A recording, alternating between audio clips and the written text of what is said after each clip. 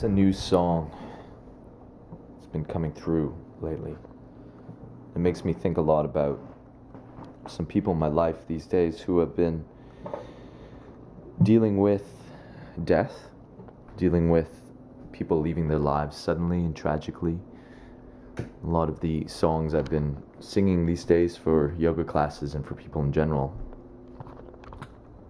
11:11, have been touching upon that emotion, and I don't think it's been any small wonder that people have come up to me afterwards and said that a lot of those songs have brought tears to their eyes. It's a very frightful and intense thing to think about, this idea of death and people being lost from our lives, tragically, sometimes painstakingly, slowly and gradually.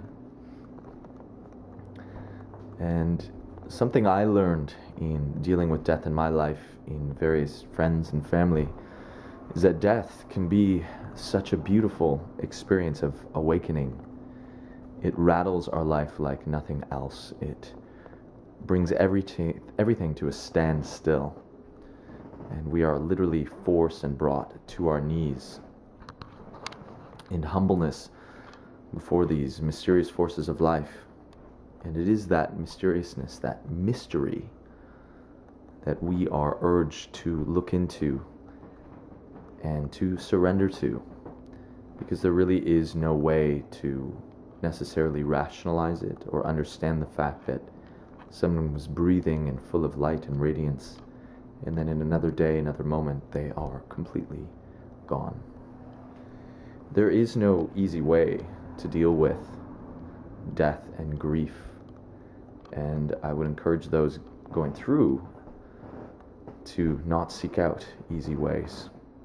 I would actually seek the opposite, to seek out those ways that challenge us and urge us to crack open a little more so that we can bring in a more intense or ecstatic feeling that is quite needed.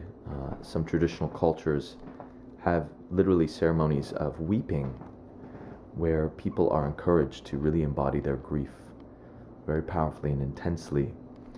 In our consumer capitalist culture, we are quite domesticated and docile with our emotions still, even though we are definitely making some great strides forward.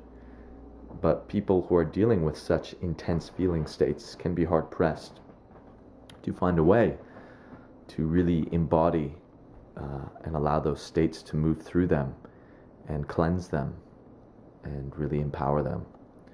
So I encourage people to go to things like singing and dancing, and to allow themselves to get a little wild, to allow these emotions the biggest capacity possible.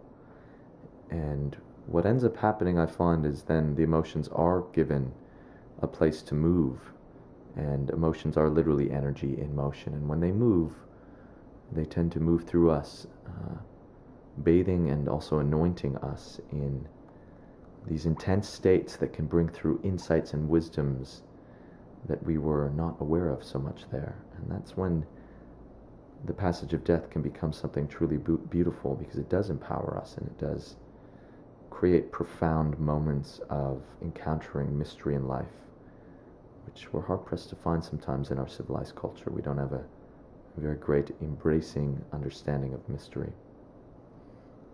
Anyhow, those are my thoughts and feelings for the day on the eve of the solstice. I hope all of you are well and radiant and loving with awe.